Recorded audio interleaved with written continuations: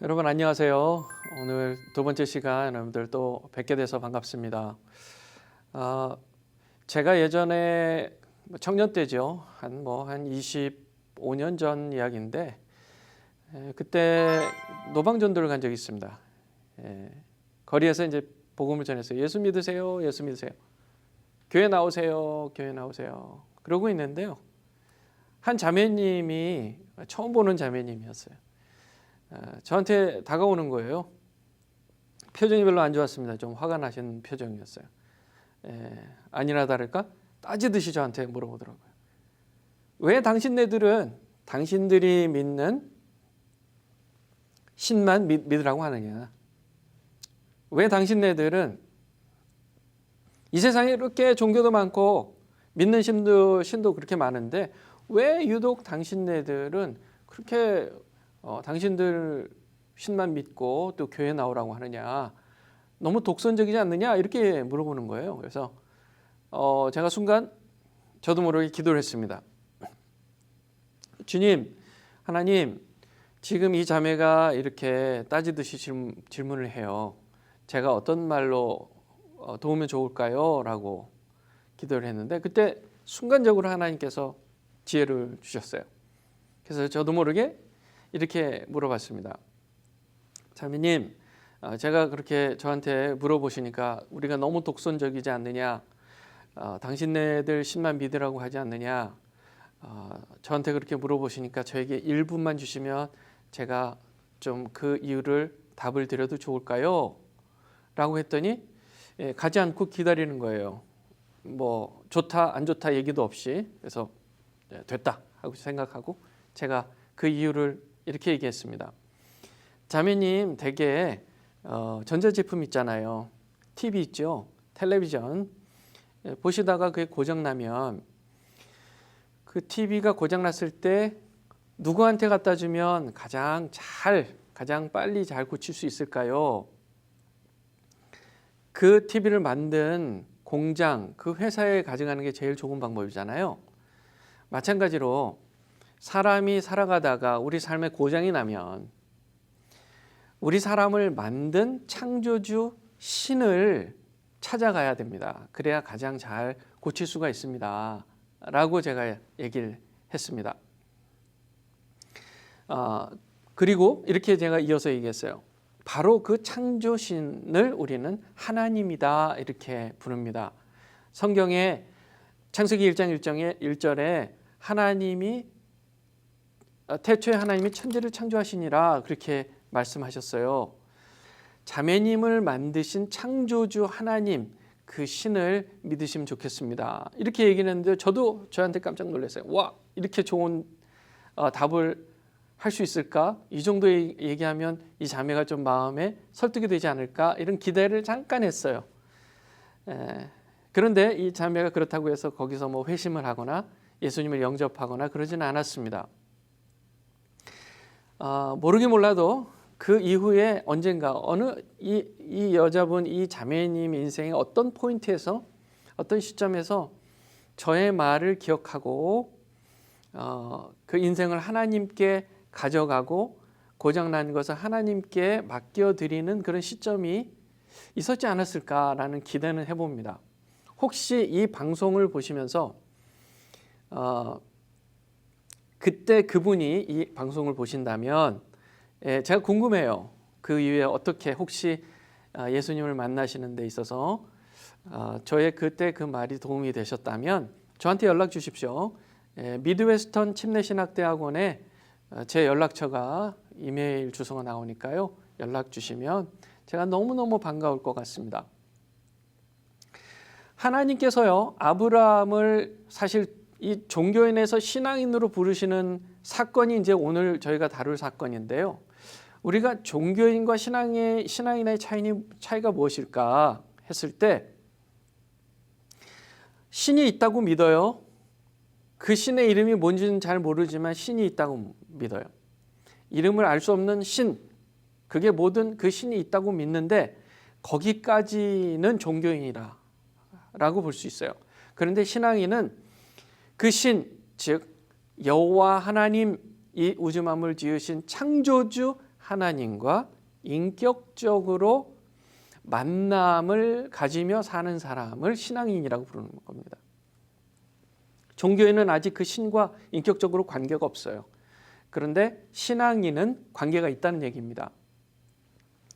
가나안은요, 하나님께서 아브라함의 마음을 본격적으로 경작하기 시작하신 장소였습니다. 이 아브라함과 그 식솔들이 하나님의 명령을 따라서 이동을 했잖아요. 하란에서 번성했고요. 새로운 구성원이 합류했고요. 그래서 아브라함이라는 사회, 아브라함 사회가 결속이 됐습니다. 이 데라가 이제 세상을 떠난 후에 아브라함의 아버지 데라가 세상을 떠난 후에 이 아브라함의 리더십에 이 강한 구심력이 생기기 시작했죠. 아브라함 사회는 자기들을 지탱하는 힘이 하나님으로부터 나온다는 것을 잘 알고 있었습니다. 하나님이 자기들 편이며 어디를 가도 하나님의 보호를 받을 선택된 백성이라는 정체성을 갖기 시작한 겁니다. 아브라함과 그의 식솔들은 여호와의 이름을 함께 부를 때마다 하나님은 우리의 편이다, 하나님은 우리의 편이야 라는 그 무언의 메시지를 서로 확인하고 있었을 것입니다. 예전에요, 전선야곡이라는 노래가 있었습니다. 우리 어르신들께서 예전에 즐겨 듣고 즐겨 부르시던 노래, 전선야곡. 거기에 이런 가사가 있어요. 가랑잎이 휘날리는 전선의 달밤, 소리 없이 내리는 이슬도 차가운데, 정한수 떠놓고 이 아들의 공비는 어머님의 흰머리가 눈부시어 울었어. 아, 쓸어 안고 싶었어. 박지춘 작곡, 유호 작사, 신세영 가수가 노래한 이 노래, 이 가사를 잘 보면요, 우리네 어머님들이 그런 신앙을 가졌던 거예요. 아들을 위해서 새벽달 아래 물을 떠놓고 두 손으로 빌었죠. 아들이 잘 되기만 바라는 어머니의 마음이 새벽을 깨웠고요. 사랑하는 아들을 위해서 어머니는 정성을 다해서 정갈하게 떠놓은 그 물 앞에 일말의 개인적이고 이기적인 욕심 따위는 찾아볼 수 없는 정말 기도자의 성심을 잘 증명해주고 있었던 것이죠. 간절한 어머니의 그 마음은 하나의 종교였습니다. 그것은 아들이 전쟁의 슬픔에 목이 메어 그리워했던 고향이기도 했고요. 자, 종교란 무엇일까요? 사전에, 국어사전에 보면요, 신이나 초자연적 절대자 또는 초자연적 힘에 대한 믿음을 통해서 인간 생활의 고뇌를 해결하고 삶의 궁극적 의미를 추구하는 일이라고 정의합니다. 쉽게 말해서 종교는 신이 사람의 문제를 해결할 수 있을 것이라는 믿음이죠.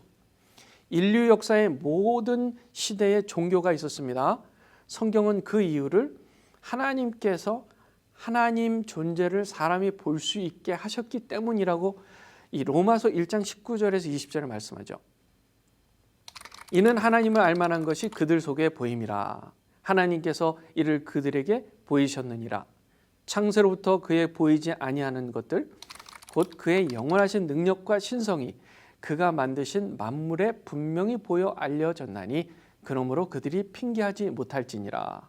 이렇게 말씀하셨단 말이에요. 하나님은 그분 자신을 자연을 통해서 우리가 간접적으로 볼 수 있게 하셨어요. 신을 인정하되 자연을 통해서 어렴풋이 신을 인정하는 것, 거기까지는 아직 종교다, 그 말입니다. 해와 달, 두려운 마음에 거친 바다에 대해서, 또 느티나무를 향해서 이 마을의 평화, 사람의 안녕을 비는 것이 다 이게 종교죠. 종교예요. 종교는 창조주를 간접적으로 보고 있는 상태. 그러나 반면 신앙은 하나님을 직접 아는 관계다. 그렇게 우리가 구별해서 생각하면 좋겠습니다. 아브라함은 어땠습니까?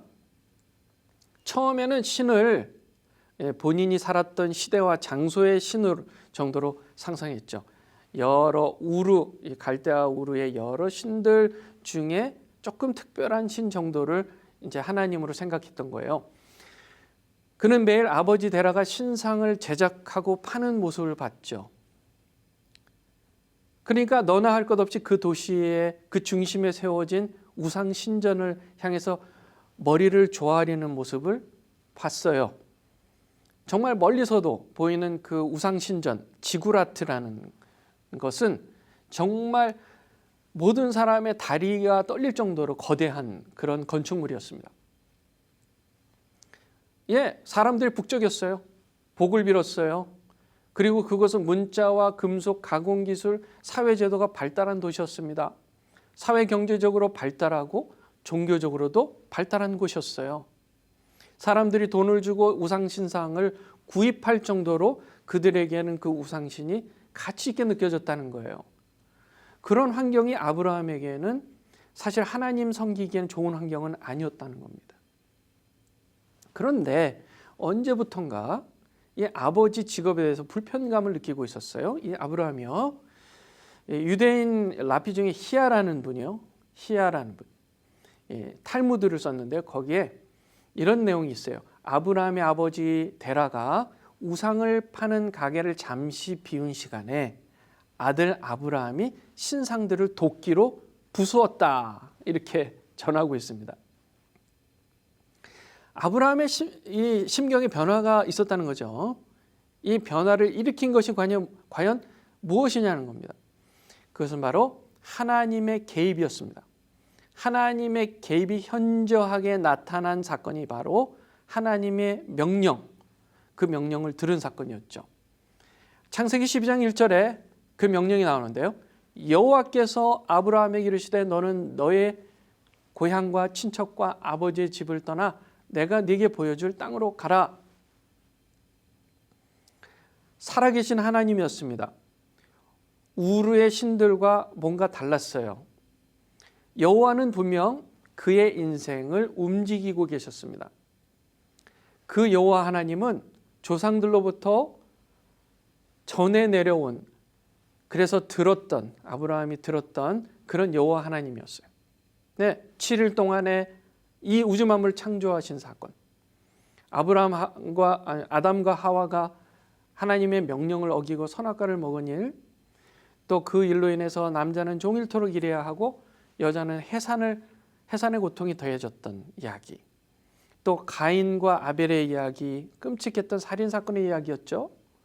그리고 온 세상이 타락해서 하나님께서 물로 다 덮어버렸던 노아 할아버지 이야기, 이 모든 스토리들에 하나님이 엄위하고 강하게 등장하시는 거예요.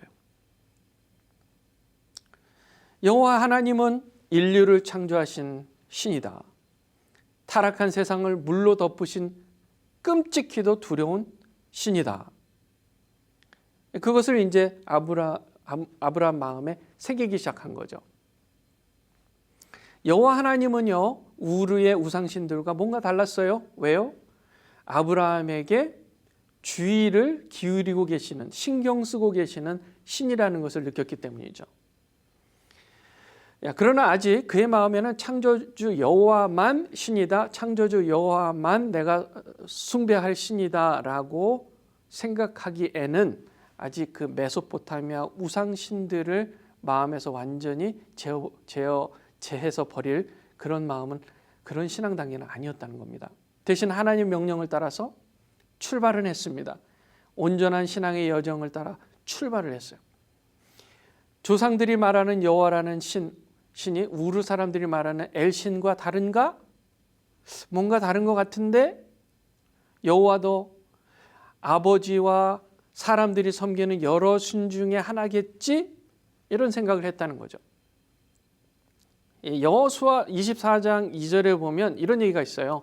여호수아가 모든 백성에게 이르되 이스라엘의 하나님 여호와께서 이같이 말씀하시기를 옛적에 너희의 조상들 곧 아브라함의 아버지 나홀의 아버지 데라가 저쪽에 거주하여 다른 신들을 섬겼으나, 이렇게 얘기합니다. 여호수아가 사람들 앞에서 어나운스했죠. 다 밝혔어요. 클리어하게.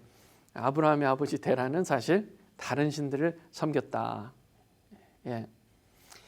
그러니까요, 아버지의 존재가, 사실은 이 세상 모든 아버지의 존재가 그 아들에게, 자식들에게 상당히 큰 영향력을 준다고 생각했을 때 아브라함에게도 그런 종교적인 영향이 컸을 것이다 우리가 추측해 볼 수가 있습니다. 아버지는 어떤 존재예요? 한 사람에게 어렸을 때 그 아기에게는 이 세상을 대표하는 존재잖아요. 아버지가 사랑해주면 세상은 나를 사랑해주는 곳이구나. 아버지가 맨날 혼내기만 하고 변덕스럽고 그런 아버지면 그 아기에게는 이 세상이 맨날 변덕스럽고 이기적이고 안전하지 못한 곳이다. 그렇게 느끼는 존재죠. 그게 아버지의 존재라는 거예요. 세상의 대표입니다. 이 아기에게 각인된 아버지의 존재는 사실은 성인이 되어서도 잘 바뀌지 않습니다. 아브라함이 아버지 데라에 대해서 느꼈을 그 감정도 아마 크게 다르지 않았을 거예요. 아브라함은요, 하나님의 명령을 듣고 정든 고향 땅을 떠날 정도로 사실 하나님께 비중은 두고 있었습니다. 다른 신들을 섬겼던 아버지 데라의 종교가 마냥 편하지는 않았던 것이죠. 아브라함이요, 가나안 땅으로 이주하게 된 것이 순전히 하나님을 경외하는 마음, 그 믿음 때문은 사실은 아니었던 것 같아요. 하나님의 뜻을 따라서 고향을 떠나긴 했지만 아직 신앙 성숙의 단계가 높았다, 그렇게 보기는 어렵습니다. 왜냐하면 바로 얼마 후에 아내를 누이라고 속이는 사건이 나와요. 아브라함은 하나님의 권능을 신뢰하는 그런 사람으로서의 행동을 나타내지 않았어요. 아내를 누이라고 속인 사건에서 그는 내가 나를 지키지 않으면 위험하다. 사람은 타인에게 무언가를 뺏기 위해서 살인도 저지를 수 있다. 그러니 내가 뭔가를 해서 안전장치를 만들어놔야 된다. 신은 사람이 악행을 저지르는 것을 어느 정도 두고 본다, 허용한다, 뭐 이런 생각들이 이제 이 아브라함의 마음에 두려움이라는 감정을 촉진했던 것이죠. 아브라함은 여호와 하나님의 명령을 직접 들었지만 유일하신 신이라는 그 믿음이 아직 확고하지는 않았던 것 같습니다. 그저 하란을 떠날 당시에 그 아브라함 마음은 그저 복을 주시는 하나님, 그리고 그 복을 주시는 하나님이 나를 떠나라고 하시니까 내가 떠나면 복을 얻겠지라는 생각을 했던 것이죠. 하나님을 섬기는 이유가 이제 복을 얻기 위해서였다라고 한다면 이 콜버그의 도덕성 발달 단계의 2단계, 그러니까 개인 보상 지향 단계라고 볼 수 있습니다. 그러니까 하나님을 따르지 않으면 벌을 받을 수 있다는 생각, 하나님을 따르지 않으면 나한테 보상이 주어지지 않는다는 생각, 우리가 이제 일상에서 하나님과의 관계에서 하나님의 말씀을 내가 순종하지 않으면 복을 얻지 못할 것이다 라는 것은 콜버그 도덕성 단계 2단계 정도에 머물고 있다, 이렇게 보면 좋을 것 같습니다. 그러니까 반대로 하나님의 명령을 어기는 것은 두려운 일로 느껴지는 것이죠. 아브라함은요, 하란에서 자신의 생각을 바꾸는 두 가지 일을 경험하는데요. 그 하나가 아버지의 별세, 아버지께서 돌아가신 사건, 또 하나는 재산과 일꾼이 더 많아지는 부자가 되는 사건이었습니다. 아브라함의 아버지 데라는요, 하란에서 생을 마감했어요. 그것은 곧 아브라함 인생에 이 아버지가 영향을 주는 것은 거기까지였다. 가치관에 지대한 영향을 주었던 중요한 타인으로서 아버지 데라는 아브라함에게 이제 하란을 떠나는 아브라함에게는 동시에 아버지의 영향력에서도 떠나는 그런 사건이었다. 그렇게 우리가 해석해 볼 수가 있습니다. 생각이 변해야 사람이 변하는데요. 이 아론 백이라는 심리학자가 있습니다. 이 생각이 얼마나 중요한지에 대해서 아주 잘 연구한 심리학자죠. 이 사람이요, 왜곡된 신념 때문에 우울증을 갖는다. 학자들은요, 문제의 행동의 지배자, 즉 잘못된 생각을 고침으로써 우리가 겪는 그 우울증이라든지 정서적인 고통들을 해소하거나 해결할 수 있다, 이렇게 보는 것이죠. 그러려면 생각을 객관적으로 생각하는 연습이 필요하다는 겁니다. 그러면 생각을 생각한다? 내가 무슨 생각을 하고 있는지를 생각한다? 생각하는 나를 제3자의 입장에서 본다? 이것을 우리는 메타인지라고 합니다. 메타인지.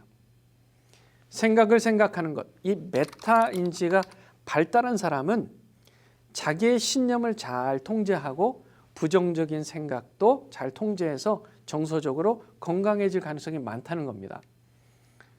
생각은요, 굉장히 자동적이에요. 파워풀합니다. 아주 강해요. 그래서 생각이 나를 지배하기 전에 내가 그 생각을 지배해야 합니다.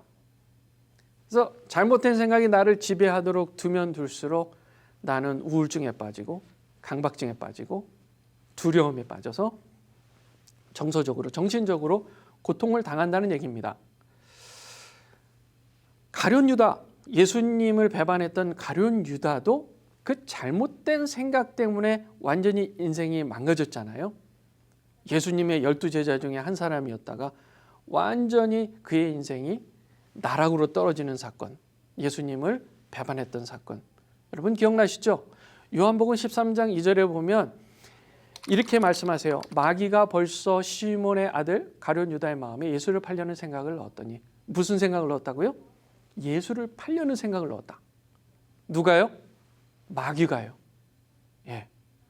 마귀가 잘못된 생각을 넣었다는 겁니다. 우리가 일상을 살아가면서 생각이 들잖아요. 생각이 들어요. 근데 그 생각 중에는 좋은 생각만 있는 게 아니라 아주 악한 생각, 나쁜 생각, 나를 파괴하는 생각들이 들 수 있다는 거예요. 그런데 그거를 해결할 수 있는 최선의 방법은 메타인지입니다. 아, 내가 지금 악한 생각을 하고 있구나 라고 생각을 생각하기만 하면 그런 악한 생각, 나쁜 생각이 힘이 무력화된다는 거예요. 약해진다는 겁니다. 자, 그 좋은 방법 중에 하나가 그 생각에 이제 이름을 붙이는 거예요. 너 그 생각, 예전에 떠올랐던 그 생각, 그것은 우울하게 하는 생각이라는 이름을 붙인다. 너 또 그 생각이 들어? 우울하게 하는 생각? 이게 라벨링이에요. 이름을 붙이는 겁니다. 네, 라벨을 붙이듯이, 스티커를 붙이듯이 생각에 스티커를 붙여놔요. 그래서 다음번에 그 생각이 떠오를 때, 내 마음속에 들어올 때, 아, 우울하게 만들었던 나쁜 생각이라고 라벨링을 하라는 것이죠. 자, 그런데 이 라벨링 작업에, 이 메타 인지를 위해서 라벨링 작업을 하는데 장애물이 있어요. 그 장애물이, 가장 큰 장애물이 두려움입니다. 두려움은요, 우리 뇌의 판단을 관장하는 전두엽의 활동을 마비시킵니다. 그래서 두려움에 지배되어서 자율적 판단이 어렵게 된 사람은요, 그 두려움의 노예가 되는 거죠. 두려움의 노예가 되지 않기 위해서 도움이 필요합니다. 두려움의 통제력으로부터 빠져나오는 작업은 하나님과 할 작업이죠. 두려움과 염려 대신 그 마음을 하나님께 아뢰면 하나님께서 생각을 객관적으로 다루어 주신다. 그렇게 마음을 안전하게 지키는 사람은 평안을 경험한다라고 빌립보서 4장 6절과 7절에 말씀하죠. 아무것도 염려하지 말고 오직 모든 일에 기도와 간구로 너희 구할 것을 감사함으로 하나님께 아뢰라. 그리하면 모든 지각에 뛰어난 하나님의 평강이 그리스도 예수 안에서 너희 마음과 생각을 지키시리라. 이것은 우리가 마음을 지키기 위해서 평소에 해야 할 작업입니다. 아브라함에게도 여러 생각과 고민이 왜 없었겠어요?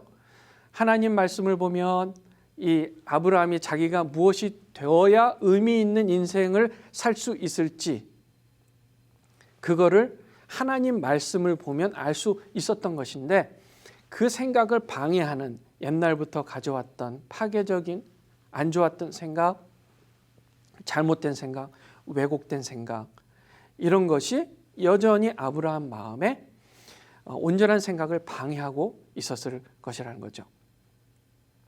아브라함이요, 이제 두 번째 사건을 경험해요. 아내를 누이라고 거짓말하는 사건이죠. 이 사건을 통해서 아브라함은 이제 불안해서 평안으로 불안한 인생에서 평안한 인생으로 슬슬 바뀌어가기 시작합니다. 이 계기를 통해서요. 하나님께서 너는 복덩이가 될 거야. 아브라함아, 너는 복덩이가 될 거야. 내가 가만히 봐서 너를 축복하는 자에게는 내가 복을 내리고 너를 저주하는 자에게는 내가 저주할 것이다. 이거 대단한 약속이잖아요. 이 약속을 받은 아브라함이요, 여전히 두려운 마음 때문에 아내를 누이라고 거짓말하는 사건이 발생합니다. 하나님의 약속이 아직 그에게 내면화되지 않은 상태를 단적으로 보여주는 것이죠.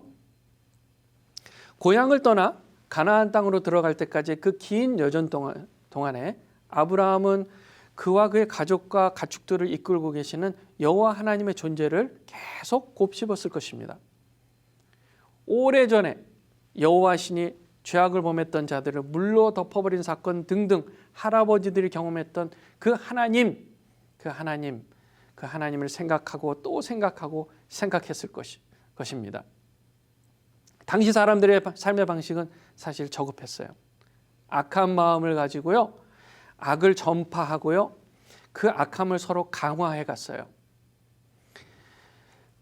하나님께서 그렇게 언어를 혼잡케 하시고 신의 형벌을 경험하게 하셨는데, 시간이 지나면 지날수록 다시 신을 망각하고 자신들이 세상의 중심이 되기 위해서 살인을 저지르고 이기적으로 그렇게 산 것이죠.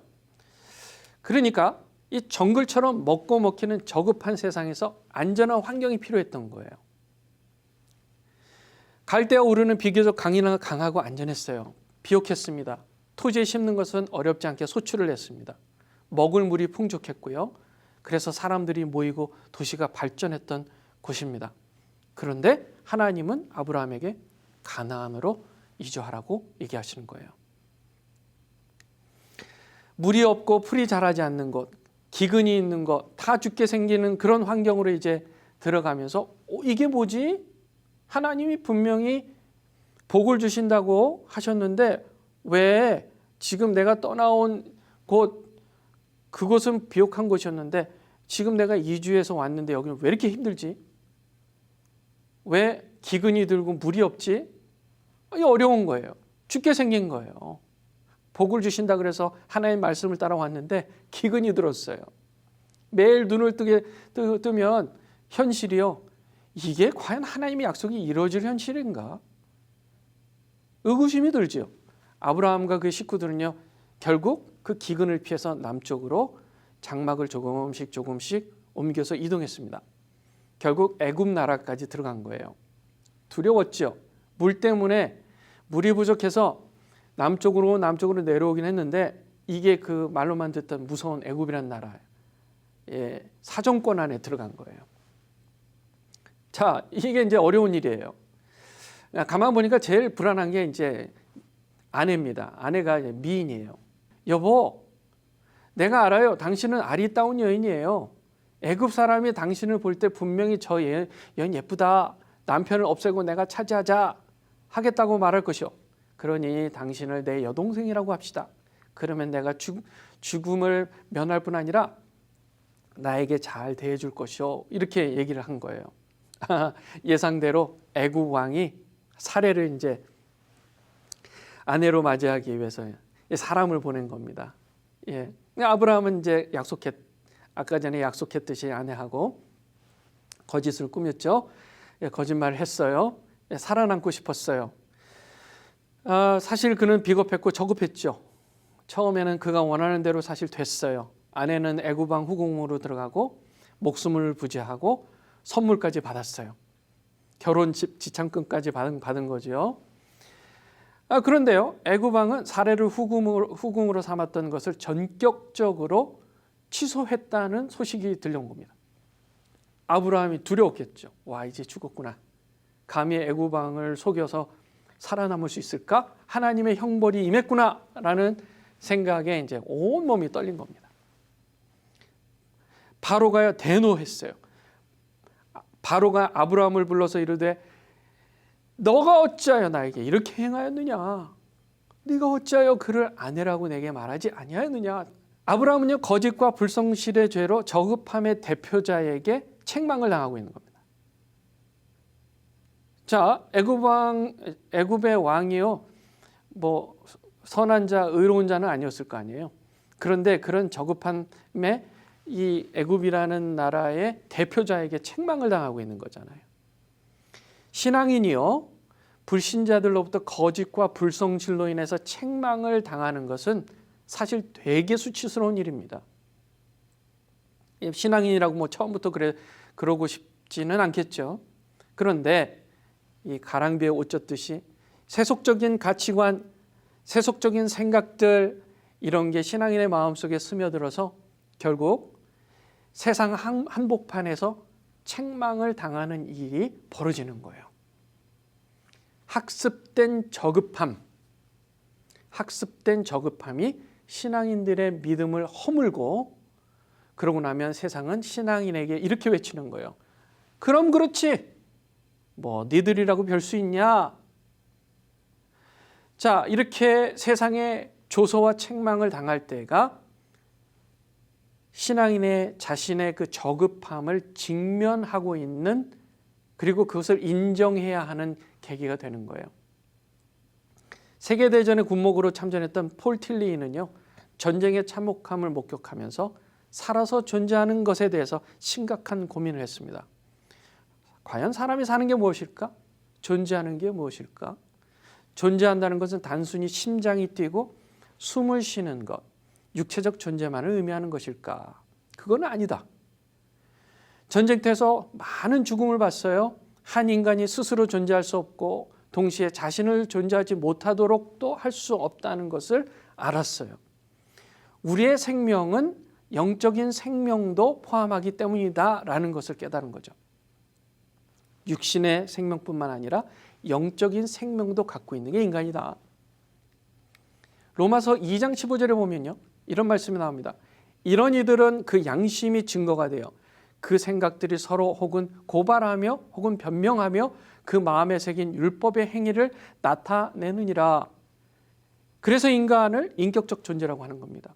도덕성을 유지하고 높이도록 돕는 양심을 갖고 있고요. 옳고 그름을 판단할 때 그 양심이 증거가 된다는 겁니다. 사람이 양심에 따라 살면 저급함에서 벗어날 수 있다는 겁니다. 동물적 본능이 인격적 양심을 지배하지 못하도록 우리는 매 순간 양심을 선택하며 살아야 된다는 것이죠.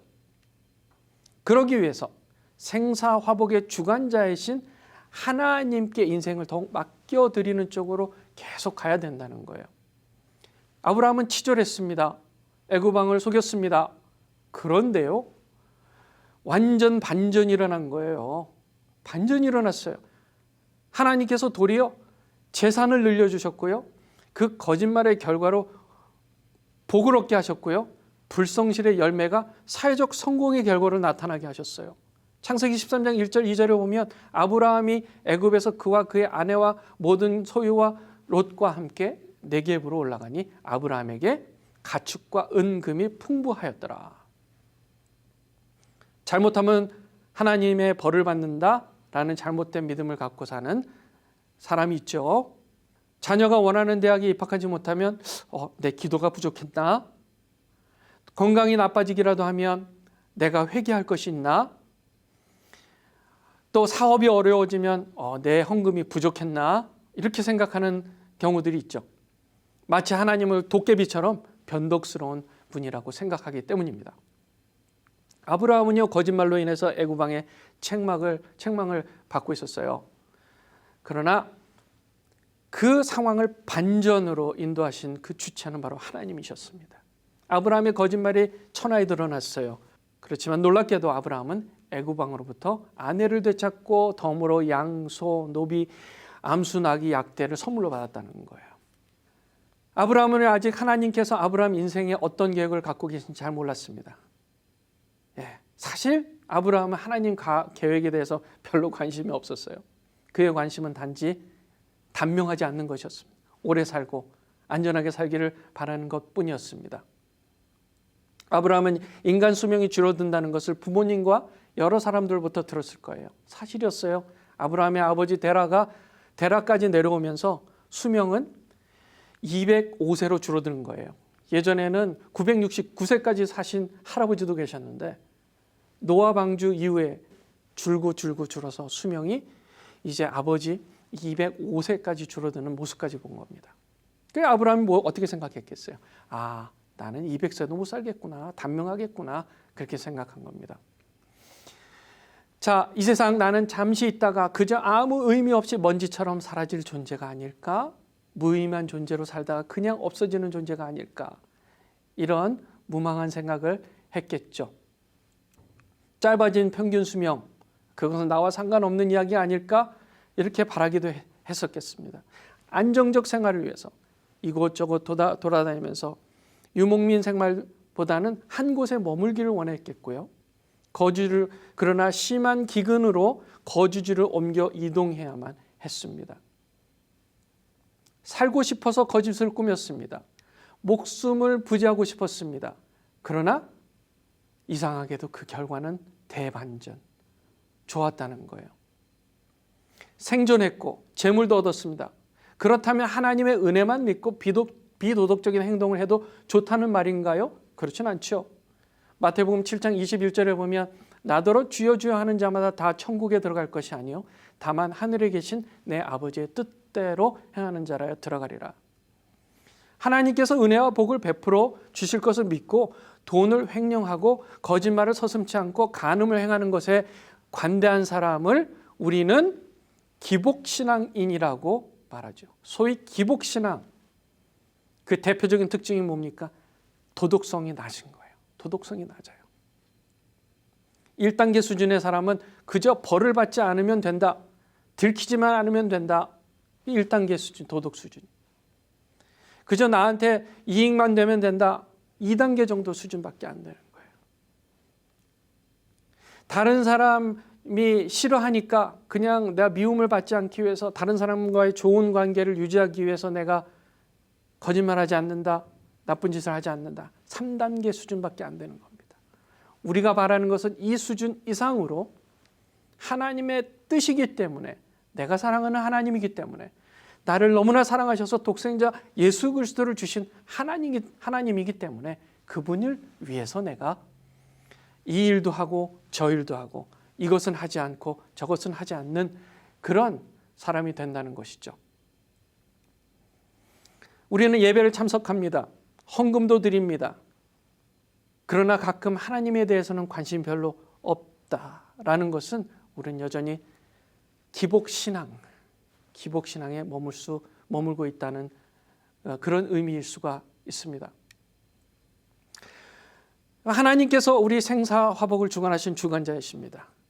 그리고 우리는 하나님이 허락하신 은혜를 누리는 사람으로서 오늘도 또 내일도 예수님을 더욱 닮아가며 더욱 성장하는 사람이 되어야 되겠습니다.